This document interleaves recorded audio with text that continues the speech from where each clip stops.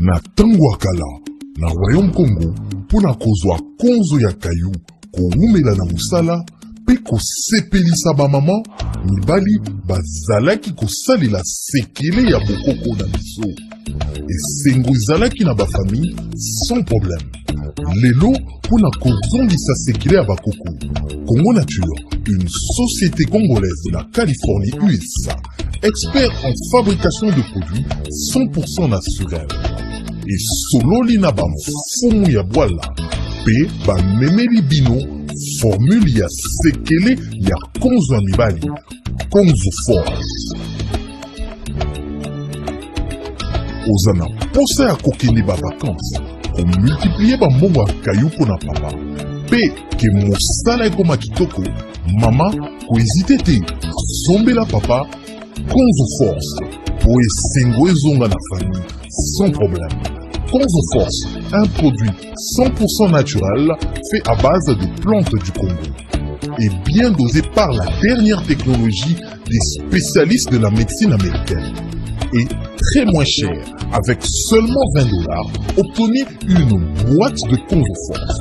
Le stock est très limité, appelez maintenant au 15 14 721 99. Livraison très facile partout au monde. Konzo Force. Sekele ya konzo ya mibali, banda ba koko na biso. Mbote bandeko batali ya marché central Congo Mikili, to pesi bino mbote mingi bino babolinga rabiso, bosaka biso confiance belé. Bino babolinga bino Congo Mikili. Merci na bino nyonso bos blingi marché central, bolingi zanga monene pour na information sur net. Merci na appel na bino, merci na message. Merci de ça bino toujours que si tu as cité monene. Bato bakotela biso monde entier na Kinshasa, bakotela biso na mikila poto, bakotela biso tibande kwa Bunya, bakobenga biso bande kwa Lubumbashi, bakotela biso wana ezali kaka nini pona application na biso yo sepeli na mosato kosala na bino kota contact na biso okoleka tobete oyo ezali zando monene, ezali marché central tokoyamba bato nyonso oyo to asaka mosala kitoko pona publicité na yo, pona mariage na yo, pona matanga, pona nyonso contacter biso tozali wana penza poto osala bino mosala makasi ngamoko na koya sur terrain pona kosala bino mosala bosepela mingi penza. Merci mingi pona babone na biso balingaka biso ba visiteur bato zo visiter biso mikolo nyonso toko utaka nombo babonno bazo kola se kokola to tonzi bino botonzi mingi lelo penza pona mokola lelo je memi mona mboka Yves Bouya, azali journaliste, il y a presse écrite, mais azan un journal en ligne, en ligne. CNews, un journal en ligne CNews. Ce qui vraiment qui na le journal en ligne CNews, au comment na mobile ou avoir en face nanga awande ezali penda journal na epe akomaka pour awana katia vi pour face à Kinshasa azali vraiment la presse écrite bato ba misa ba journal bangonde bangonde bakoma ba article bangonde basaka penza poto yeba lelo penza na sepeli mingi ko emena plateau na ngai to samo analyse na yepe na continue na ngambo presse écrite poto so lembo te mona mboka Yves. OK Aïcha. Na bonne santé mona mboka. Santé très bien. Ba nalingi penzo se présenter pour la nepso ya Congo Mikili bazio lelo pona mbaya ya mbo oleka na Congo Mikili se présenter sur madame koleka. Ngai comme na Yves Bouya nazali journaliste et presse écrite. Nazana journal Nangai comme Nango CNews. Donc tout ça là musala mol rola yo kozwa ba information, le ba na jargon, to collecter, to traiter puis tout diffuser. OK. Donc c'est un peu ça. Mwana mboka to kobanda mbala moko kaka mi motuna ngai ya mbono kili o makasi penza ezalete na ndeko na biso opposition babete meeting na bango le 29 septembre oyo. Bon, pour la meeting il y a le 29, oyo ba leader opposition ba lancé, notamment Jean-Pierre Bemba, Félix Tshisekedi, Vital Kamerhe, Adolphe Muzito, Moïse Katumbi, tout le monde qui va surtout ba signer qui document moko. Ou ebolo basur dial pour na meeting voilà le 29 tout le monde peut qui va représenter ba leader wana ba komela ki gouverneur à la Kinshasa André Kimbuta pour na meeting wana esa le mana triomphal alors comme analyse na ko ba kino ezali très bien pour na pression pression comment pression lelo ba opposant ba lingo obtenir alternance yango ile ganini na maponda ya malamu. OK. Alors maponda ya malamu ngo ngolo bani pona ba opposant ba bige non il faut d'abord ba moni les camps d'avance aux accords en majorité ba tcheli bango machine ya voter. OK. Ba tcheli bango ba be obazo bela oyoyo ba 10 millions d'effectifs bato yo bazana ba empreinte te. OK. Alors bango bazo kosenga eke pour tous va pona mia malamo il faut balong la machine à voter balong ba 10 millions d'effectifs wana oyo tout bazo sala wana na mikila bapaya to mona ba on a Bruxelles ba serenisaki ba côté na na Johannesburg. Alors bazo continuer ma pression bazo be ba pression sur le plan externe. OK. Alors net baza sur lingomba ba lingba na sektoza uni pour tout mettre pression sur les plans internes pour na mboka dynamique interne. OK. Il faut te prouver batuke to koki ko sala pe pas si ko bank ça peut battre ya face. OK. Ya ngondo moni bazwaki bakomlaki gouverneur à Kinshasa pour na meeting wana esalema. Bon, jusque là réponse ya gouverneur à ville tout à l'année na répondre bon baza compliqué. On va comme les bango, balobio, va trouver prétexte moko, opona oyo pour autoriser meeting voilà exactement. Mais toi très sûr na kotanga na bato ba sukusinya ki mikanda wana ba parti politique na bango eza en règle. Baza agréé na ministère ya intérieur. C'est ce qui va réussir ba opime la bango yangote. Mais sur ngamoko sur le plan de vie personnelle, analyse dans personnelle, na linga qui était moi na mboka Jean-Pierre Bemba sala. Moi na mboka Jean-Pierre ninge pa yakité eza na molo quoi est-ce que ça malamu tout c'est ma beko to mona ki penza yakité mais na ndina ya téléphone nazo ki penza ta ko communiquer na ba militante na ya MLC ko sa bango était à base à bomoko ba kende penza meeting à 29 le 29 septembre 2018.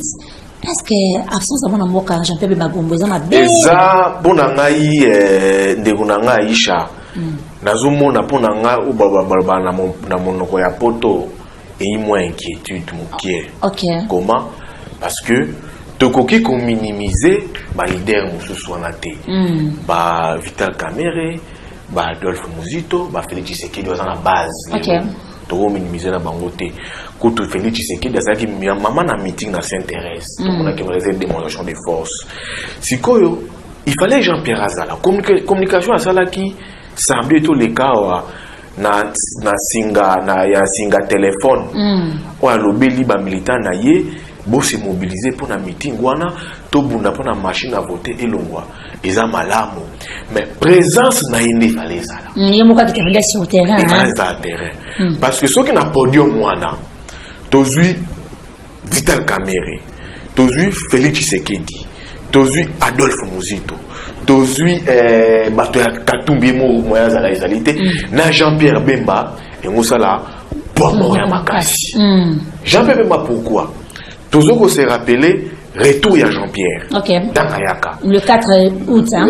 Tangayaka maman Aïcha. Au moins Tangayaka Jean-Pierre Ayaka comment est-ce que ville comment paralysé. OK. Ville comment déjà paralysé. Alors biso na jargon journaliste toloba tobenga ngoni toloba ki ezali ke décor il y a leadership ils ont déjà planté. Il y a leadership ils ont déjà planté. Aïe ville qui paralysé mais belé tournaki vraiment au ralenti na mboka. Donc ce qui était moi na mboka Jean-Pierre Bemba. OK. Azalaka ce qui azalaki na meeting wana et on peut savoir na français tonus. OK. Et le mot ya makasi. Ya makasi OK pouvoir payer elingo banga. Tala net yo évoqué date le 4 août. Tangayaki. Au moins tanga bimaka ka déjà na triomphal. Na siège interfédéral. Au moni batu belé bazaki zinga ya siège interfédéral ou va exiger à l'obataille le bamoko. Mais nous devons qui prévu dans le discours n'a été à l'obarate mais pesara batu mbote. Mais on a dit effervescence populaire ouais diraki. Mais moi de mon côté, il fallait Jean-Pierre Azala. Bon, total là, ba une opposition, bazaï ba pe ba grangolo, tu dis que toi n'es que non. Bakosala makasi pour un meeting à le 29 wana et connaître le succès beti balobaka na français. OK. Mon mboka Yves Bouya, merci penza na ko tuliano la biso madame mingi mengana komona de vraiment nazotala makambo ndenge ezokena bokebi nyonso na komona bandeko na biso candidat ya FCC baza penza azali candidat moko oyo ndeti bandeko na biso bamoni ete basaki choix malamu pona bango wana ezali na ngambo penza bandeko na biso ya FCC bazomona penza basaki choix malamu et puis mibale mingi kana kosepela na bango penza wana eza analyse na ngai namoni bango baza na agitation mingi te baza penza posé baza très calme pona yo komona silence na bango wana ndenge bazali ezoloba nini ponga na moni bango baza ajouté tende komona ngambo ya opposition jusque là tozo batene na kobima penza na ngambo ya opposition maintenant mona ngambo ya FCC candidat wana bango nyonso équipe mobima na bango baza calme baza vraiment posé bakosa makele mingi tie ezoloba nini te mama Aisha kimia ya bato ya FCC to lobby ezali kimia mabe ezali kimia bato bazana makambo mabe pourquoi était bayebi ke bazokosala maponami oyo ezali crédible te comment baza déjà na machine na bango babenga machine à voter mais côté population ezobenga machine à voler bayebi ete ke machine à voter wana oyo ezalaki inscrit na calendrier nanga te il fallait pas ezala ndeko nanga aye kotiela biso machine wana tozwi lisusu oyo bazobenga audit ya machine ya audit ya fichier électoral il faut balongola oyo babenga 16 millions de doublons na bato oyo bazwa carte sans empreinte digitale.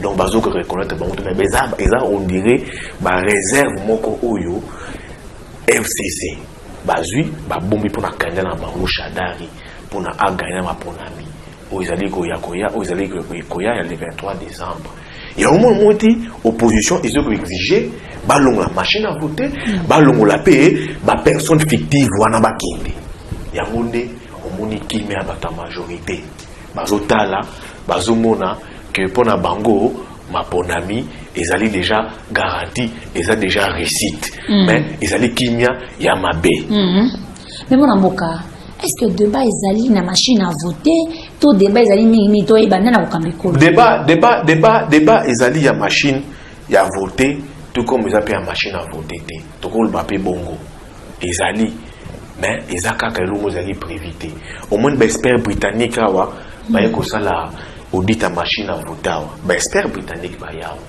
ba moni que non ba relever ki ba na mopoto africain le poto français ba kwak wana ba ta bo sala certification machine ba relever ba kwak ba bi que non ba kwak ezali mais ba kwak wana to ki na mapona ba kwak wana il faut nanga expliquer bato est-ce que machine wana ezo garantir bato ba benga ngoni ni confiance te tu vois Shadari a dimi bazo mo neti mo bazo ba porte parole bazo lo ba déjà biso victoire écrasante mais aussi ngano mama Aisha tous en la Kinshasa to yebineti population kinoise ezali na difficulté makasi to bi comment est-ce que population congolaise kinoise et kuna kati ya misère aussi que bazo candidat ya FCC ou ezali Shadari ba cheye boye aujourd'hui pena candidat moyo opposition à la base à la projet pour des choses moins bien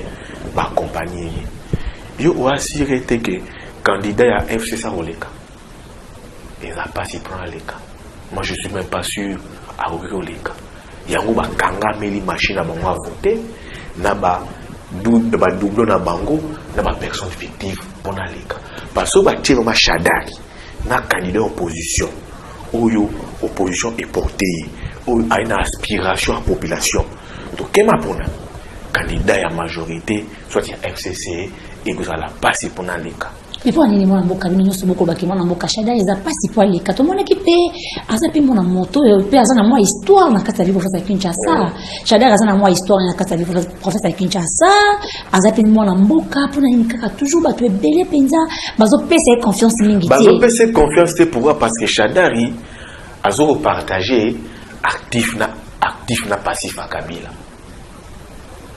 azo partager actif na passif à Kabila comment Shadari azana Kabila depuis pouvoir Ekota. Depuis le musée Le Père Aya.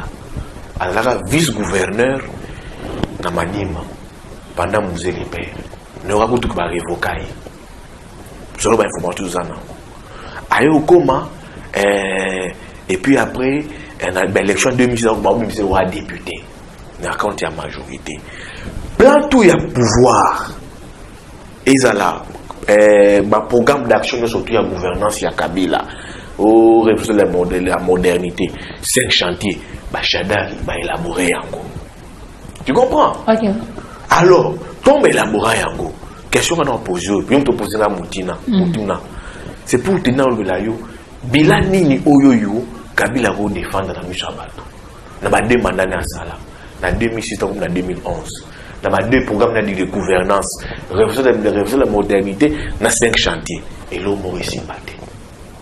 Alors, Kabila Azui a dit qu'il a commis deux au mieux. Il fallait prendre dauphin pour la maponomie. Il faut zala. Il faut zala. Pas maponomie, il faut zala. Abimi c'est du dauphin. Mais dauphin, on a partagé actif, passif, actif. Donc, comme on a Shadari, ils ont comme on a Kabila. Comme on a Kabila, ils ont comme on a Shadari. Bazaka moto, moko.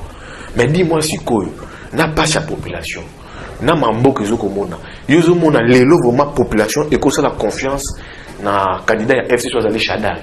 Mais tu peux payer chance non parce que comme on a yé, comme on a mokonza mboka, moto na moto poko za makanisini mais kanalize yo kitoko mingi mais mona mboka to pesa epena na chance mingi ba mona pe ce qui à côté ma poto ko lobaka ka bongo aza dauphin non il faut marquer on ende ko kata makambo te kuna ndete et si ko kata ko to ko ba nanya koleka na koleka mais comme on a mo assurance maman Aisha omoni yo ozolobi Maram ya robanga maponami ba opposant mo opposition zobanga na maponomité opposition ils après dans la comment opposition après déjà mama dit ça qui seuil OK ba yo mama dit c'est opposition kokate opposant ba c'est coalisé bazui ba kena caution ba che caution pour que candidat président il faut 100 000 OK pour nous à la candidat national il faut 1000 ba opposant ba fouti ba caution nyonso et qui a majorité en difficulté.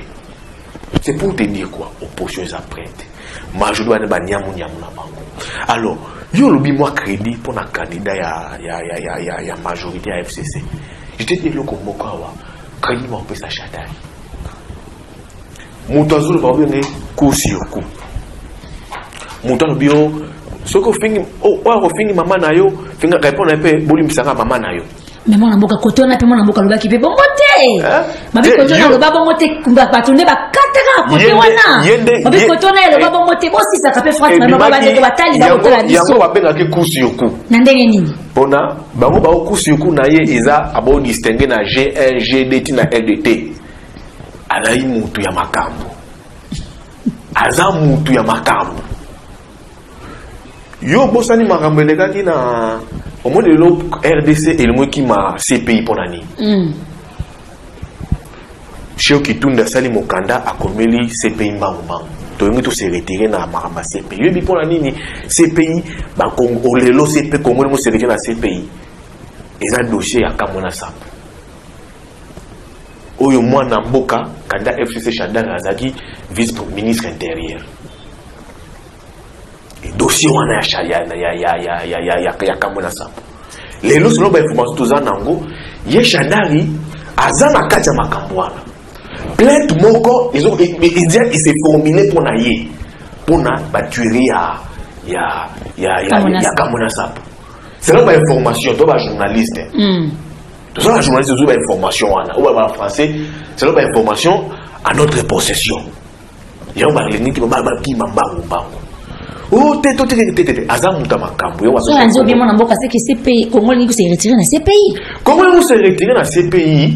Mais tu dois qu'il y ait information, tant qu'on déco, chez qui tourne au ministre des Affaires étrangères à combien le CPI, que Congo il faut se retirer dans CPI.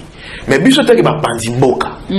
Autre lugar, information. Tu luki information. Tu tournes, on va bien anguille sous roche. Nasi à l'Ikambo, ils allaient bateau yo bazape informé ba pèse information ba lobby ba puissance occidentale ba mindele bazali kocha bazuzi ya CPI pression pona basala formuler ba mandat contre l'autorité mususu ya Congo.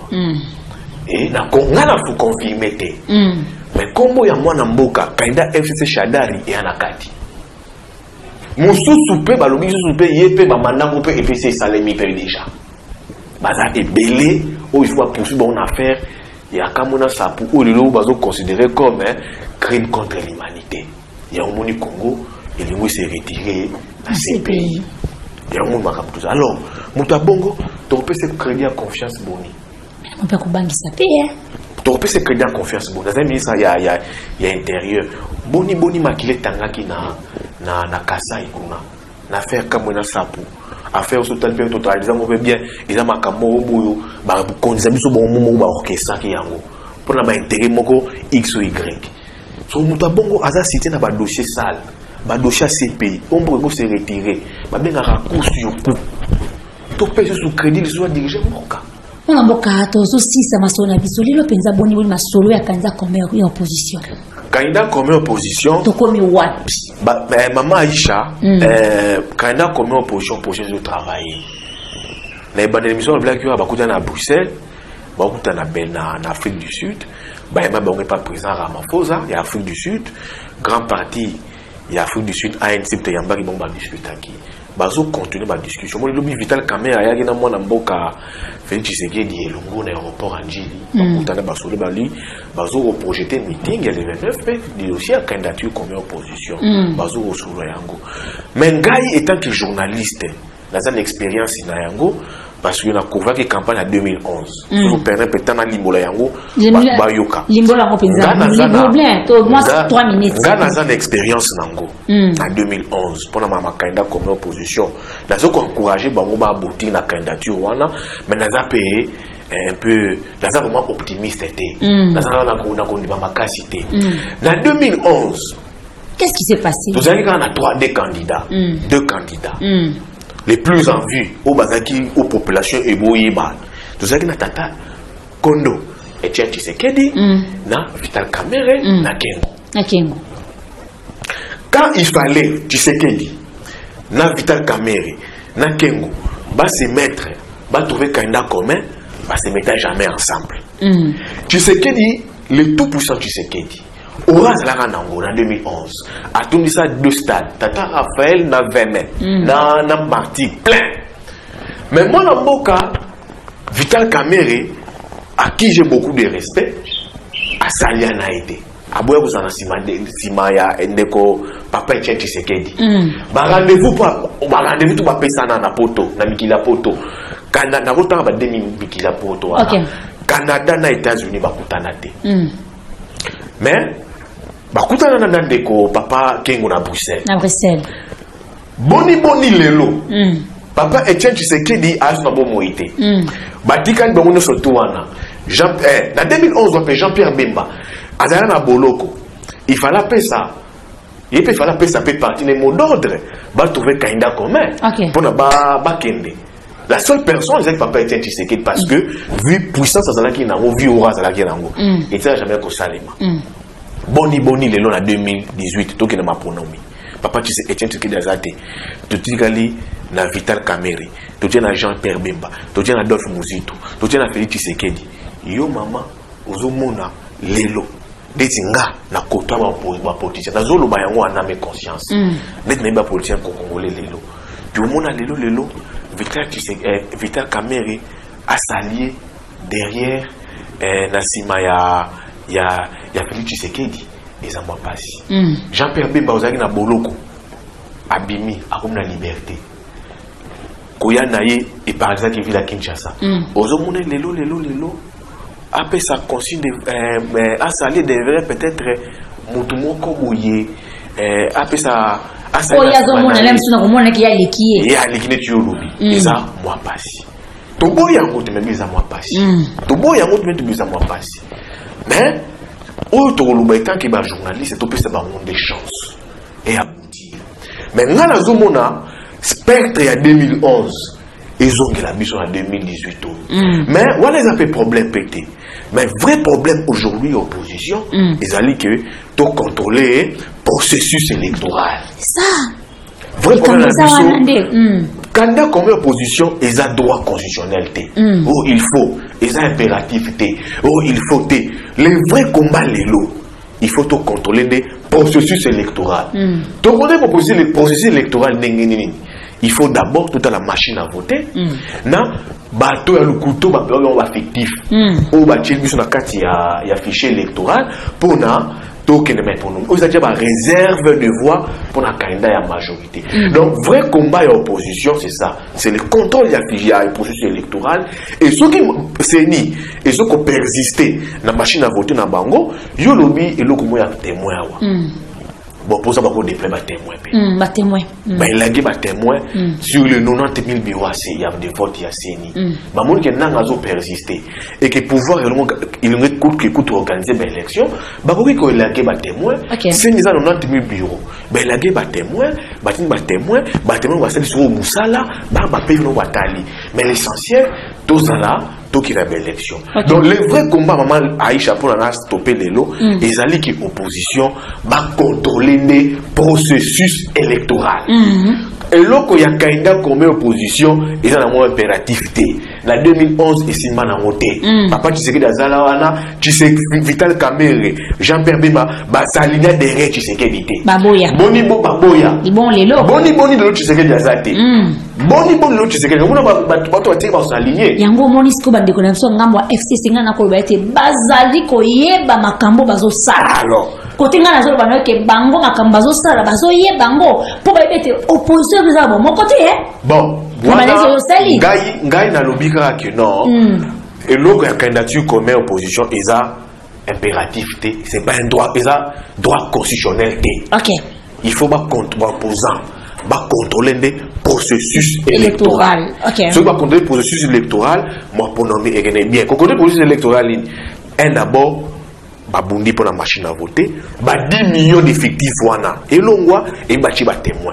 Ça la clé. Blo wana et au candidat commun pour nangai et ça m'a bêté mais dans le monde jusqu'à là pour excuser un terme et ça passe temps. OK.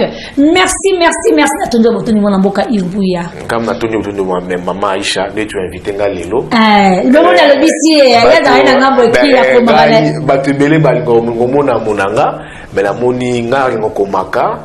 La commande mingi alors merci pour la visite nayo ceux qui naza très dispo jour mon obenga pour analyse mususu na très dispo na roya pendant ce na bande on a biso poto to éclairer bango net par maison les cas sur le plan politique na mbona. OK, merci beaucoup Natondi bino botondi mingi penza boyoki ete Aïcha ko kaza kaninga entouré na bato mayele poto zo pe mayele baninga mususu lelo penza to yebino mona mboka Ibuya babi boye bango azali journaliste azali pe na presse écrite na CNews wana pe na soko koti okoyeba penza nini boko koma bo asa boko cheso article kitoko kuna ezali te so ba koti kaka ba nani na biso toza na page Facebook na biso ba betaka lien na biso www.rdc-news on a site na biso zaka site comme information politique biso pisara ba vérité oya malamu to beti maboko oya mabe to dénoncer et dans la gamme de opposition tout comme dans la gamme de majorité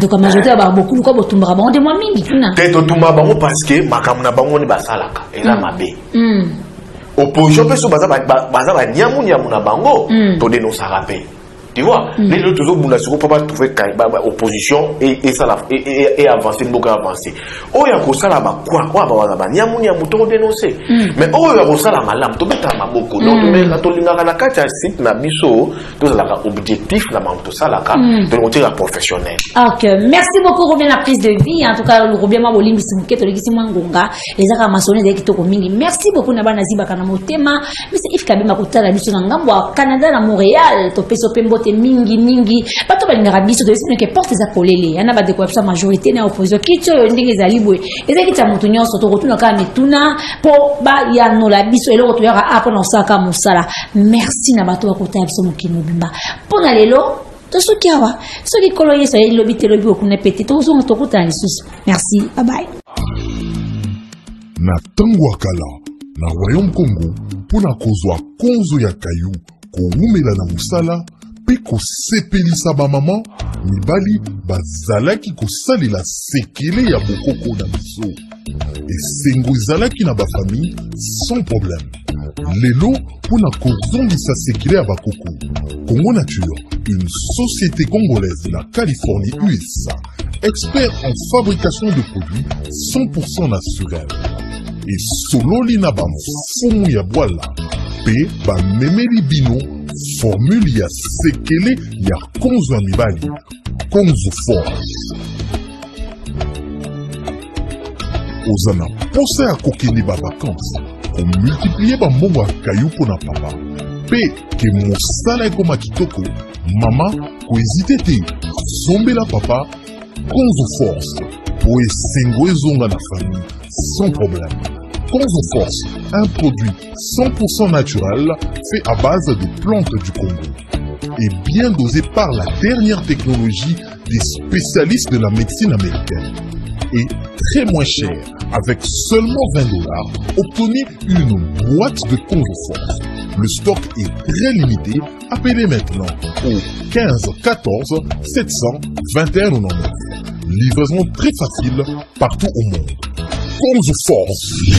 Sekele ya konzo ya mibali banda ba koko na biso.